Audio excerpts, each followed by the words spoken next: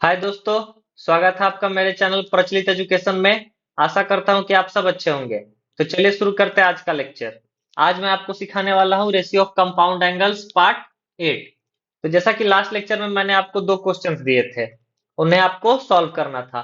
तो आज मैं आपको पहला क्वेश्चन सॉल्व करके बताऊंगा। तो जो पहला क्वेश्चन था वो ये था कि if sine of a minus B equals to 3/5 and sine of a plus b equals to 4/5, then find sin 2a। ये क्वेश्चन हमें सॉल्व करना है। तो यहां पर हमें वैल्यू बोल रहा है साइन ऑफ 2a का फाइंड आउट करने के लिए। तो ध्यान से देखिएगा, क्या है कि हर क्वेश्चन में ही हिंट छिपा होता है कि हम सॉल्व कैसे करेंगे। तो साइन 2a को हम फिलहाल भूल जाते हैं, इससे हमें कोई मतलब नहीं है। सिर्फ और सिर्फ हम क्या करते हैं, 2a पे फोकस करते हैं। 2a पे फोकस करते हैं तो क्या दिखेगा हमें यहां पर क्या दिया हुआ है a माइनस बी, और यहां पर क्या दिया हुआ है a प्लस बी। तो अगर मैं ऐसा लिखता हूं a minus B plus a plus B, तो क्या ये 2a के इक्वल हो जाएगा? माइनस बी से माइनस बी कैंसिल हो जाएगा और a प्लस ए क्या हो जाएगा? 2a हो जाएगा। तो इस तरीके से अगर हम अप्रोच करेंगे तो आसान हो जाएगा।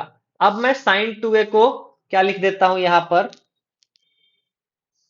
साइन 2a इक्वल्स टू क्या हो जाएगा, sine of a minus B plus a plus B. तो इसमें जो ये पूरा टर्म है और ये पूरा टर्म है, इसको मैं a और इसको मैं b मान लेता हूं। और इसके पहले हमने sine of A plus B का फॉर्मूला पढ़ा है। तो sine of A plus B क्या होता है? Sine A cos B plus cos A sine B. ये फॉर्मूला हमें अप्लाई करना है यहां पे। तो इस फॉर्मूले को मैं अप्लाई कर देता हूं यहां पे। तो देखिए क्या हो जाएगा ये अब, sine of A minus B cos of A plus B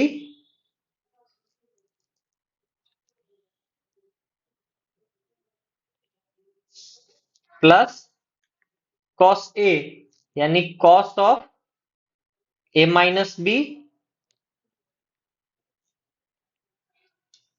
cos A sine B, sine of A plus B. तो इस तरीके से ये हो गया हमारा फॉर्मूला। जब हमने यहां पर पुट किया तो ये हमें मिलता है।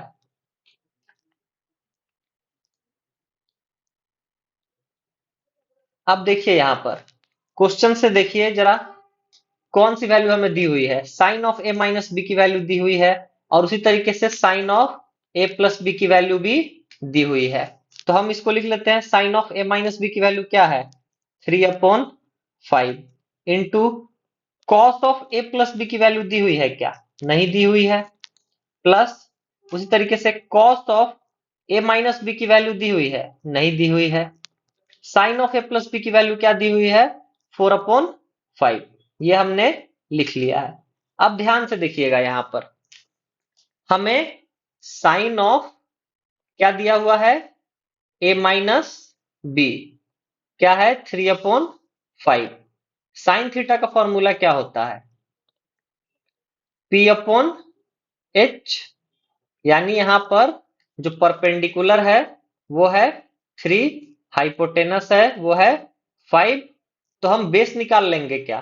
बेस का फॉर्मूला क्या होता है? H square minus P square, यानी रूट अंडर ऑफ एच क्या है? 5 का होल स्क्वायर 25 माइनस 3 का होल स्क्वायर 9, यानी रूट अंडर कितना हो जाएगा? 16, यानी क्या मिलेगा ये हमें? 4। तो हमें यहां पर मिल गया P3H5 एंड B4। तो हमें वैल्यू किसकी चाहिए अब?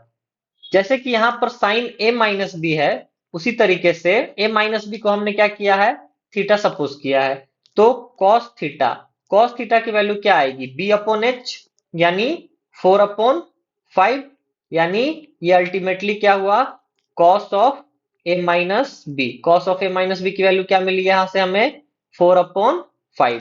तो ये हम लिख देते हैं 3/5 cos of A minus B plus cos of A minus B क्या है, 4/5 है, इंटू क्या है, 4/5 है।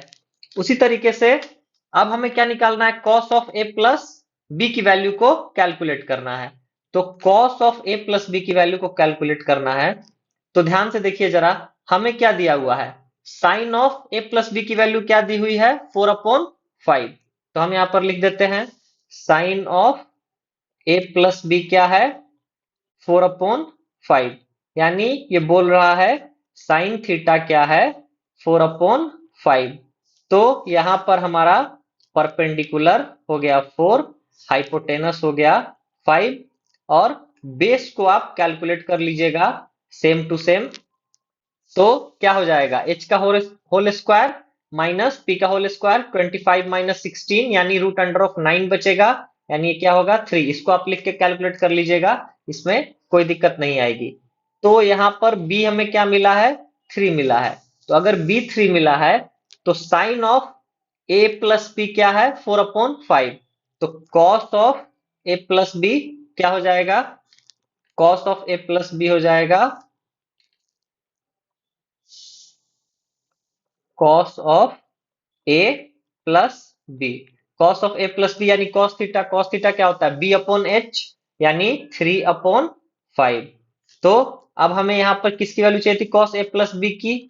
Cos A plus B, cos A plus B क्या है हमारा, 3/5। तो इंटू में लिख देता हूं 3/5। अब देखिए 3 इंटू 3 9/25 प्लस 4 इंटू 4 16/25, यानी ये क्या हो जाएगा 25/9 प्लस 16, यानी ये क्या हो गया 25/25, कैंसिल हो गया, क्या मिलेगा 1। तो इस तरीके से हमें साइन 2a की वैल्यू मिल गई। साइन 2a की वैल्यू क्या है, 1। तो sine of 2a equals to 1। इस तरीके से क्वेश्चन को अप्रोच किया हमने और सॉल्व कर लिया। चलिए अब हम सेकंड क्वेश्चन देखते हैं। सेकंड क्वेश्चन क्या था हमारा, सेकंड क्वेश्चन ये था कि if alpha is equals to pi by 19 है, तो then find the value of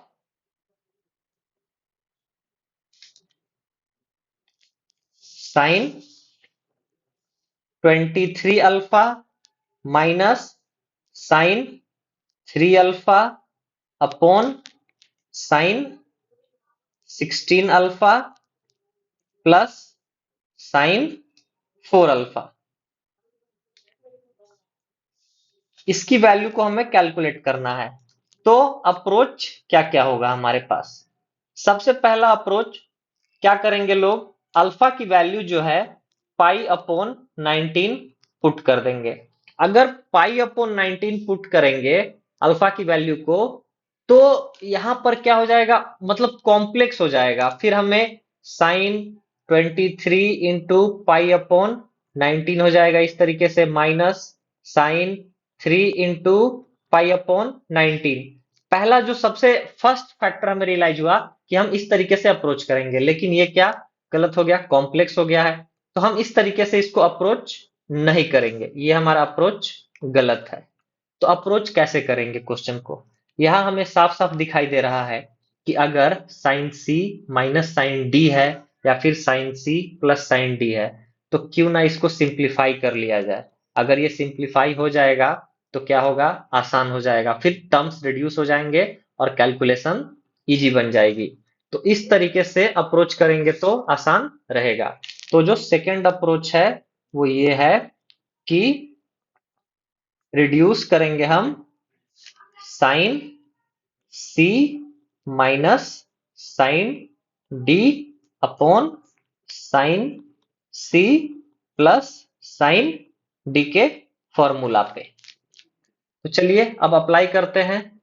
फिर से यहाँ पे मैं एक बार लिख देता हूं, अप्रोच मैंने यहाँ पर बता दिया है, क्या है हमारा, sine of 23 alpha minus sine of 3 alpha upon sine of 16 alpha plus sine of 4 alpha. तो देखिए sine C minus sine D क्या होता है, 2 cos C plus D by 2 into sine C minus D by 2। उसी तरीके से साइन C plus sign डी ये क्या होता है, 2 sine C plus D by 2 into cos C minus D by 2। Apply करते हैं यहां पर तो ये क्या हो जाएगा, 2 कॉस 23 अल्फा प्लस 3 अल्फा यानी 23 प्लस 3 क्या हो गया, 26 alpha upon 2 into sine 23 alpha minus 3 alpha, 23 minus 3 20 alpha by 2 upon 2 sine C plus sign D क्या हो जाएगा, 2 साइन सी प्लस डी यानी 2 साइन 16 अल्फा प्लस 4 अल्फा क्या हो जाएगा, 20 अल्फा अपॉन 2 एंड इंटू क्या हो जाएगा, cos C minus D 16 minus 4, 16 minus 4 क्या होता है, 12 अल्फा अपॉन 2। तो ध्यान से देखिएगा अब क्या बचेगा हमारे पास, ये 2 से 2 कैंसिल हो गया, sine 20 alpha by 2 sine 20 alpha by 2 cancel हो गया। तो अब हमारे पास क्या बचा है, हमारे पास बचा है कॉस 26 बाई 2 क्या होता है 13 यानी कॉस 13 अल्फा अपॉन नीचे में क्या बचा है 2 से 6 में कैंसिल हो जाएगा तो कॉस ऑफ 6 अल्फा। देखिए अगर फर्स्ट अप्रोच करते तो कैलकुलेशन काफी लेंदी हो जाता, इसलिए सेकंड अप्रोच किया और कितना आसानी से सॉल्व हो रहा है क्वेश्चन, अब सिंपली टर्म्स में रिड्यूस हो चुका है। अब देखिए यहां पर हमें वैल्यू निकालनी है 13 alpha sorry cos 13 alpha upon cos 6 alpha की, लेकिन यहां पर दिया हुआ है कि alpha is equals to pi upon 19, ऐसा मतलब दिया हुआ है हमें। क्वेश्चन को देखिए ध्यान से, अल्फा क्या दिया हुआ है, पाई अपॉन 19 दिया हुआ है। अल्फा क्या है, वेरिएबल है, पाई क्या है, कांस्टेंट है। ट्रांसफर कर सकते हैं हम इसको, तो मैं इसको ऐसा लिख सकता हूं 19 alpha equals to pi, cross multiply कर दिया है सिंपली। अच्छा हमें यहाँ पर वैल्यू क्या लानी है, 13 ऑफ अल्फा की वैल्यू को लाना है। तो 19 अल्फा में से ऐसा क्या माइनस करे कि 13 अल्फा हो जाए, तो सिंपल सा टर्म है कि अगर 19 अल्फा में से मैं माइनस कर देता हूं 6 अल्फा, दोनों साइड लेफ्ट हैंड साइड में अगर माइनस हो रहा है तो क्या होगा, राइट हैंड साइड में भी माइनस होगा। तो 19 अल्फा माइनस 6 अल्फा क्या होगा, 13 अल्फा। तो 13 अल्फा किसके इक्वल होगा, पाई माइनस 6 अल्फा के। तो देखिए यहां पर तो 13 अल्फा को मैं क्या लिख सकता हूं, cos of pi minus 6 alpha upon ये क्या हो जाएगा, कॉस ऑफ 6 अल्फा। तो अब क्या करेंगे, सबसे पहले जब भी पाई माइनस हो या फिर पाई प्लस हो तो हम क्या करते हैं, सबसे पहले साइन डिसाइड करते हैं। तो सेकेंड क्वाड्रेंट में क्या होता है, ये 0 होता है, यहाँ पर पाई बाई 2 होता है और यहाँ पर पाई होता है। सेकेंड क्वाड्रेंट में कॉस क्या होता है, नेगेटिव होता है। तो साइन डिसाइड कर लिया हम लोगों ने, साइन डिसाइड किया तो क्या पता चला कि नेगेटिव हो रहा है ये। यहाँ पर मैं इसको रेड कर दे रहा हूं कि हमने इस टर्म को अप्रोच किया है यहाँ पर।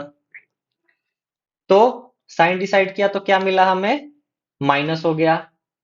और odd multiple of pi by 2 है क्या, नहीं है, तो कॉस का कॉस ही रहेगा, चेंज नहीं होगा, यानी कॉस क्या हो जाएगा, 6 अल्फा हो जाएगा। कॉस पाई माइनस थीटा क्या होता है, माइनस कॉस थीटा, थीटा का रूल यहां क्या प्ले कर रहा है, 6 अल्फा अपॉन क्या हो जाएगा, कॉस ऑफ 6 अल्फा। तो कॉस 6 अल्फा कैंसिल हो जाएंगे, तो बचेगा क्या, -1। तो इस तरीके से हमें sine 23 alpha minus sine 3 alpha upon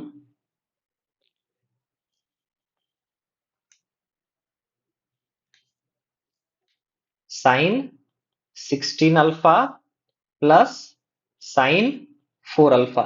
इसकी वैल्यू क्या मिली है हमें? -1। यही हमारा आंसर हो गया। तो ऐसे हमने दो क्वेश्चंस को सॉल्व कर लिया है। चलिए अब ऐसे ही मैं कुछ क्वेश्चंस और आपको देता हूं, ये आप क्या कीजिए, ट्राई कीजिए और कमेंट करके आंसर बताइए। अगर आंसर सही होगा तो मैं आपको जवाब दूंगा।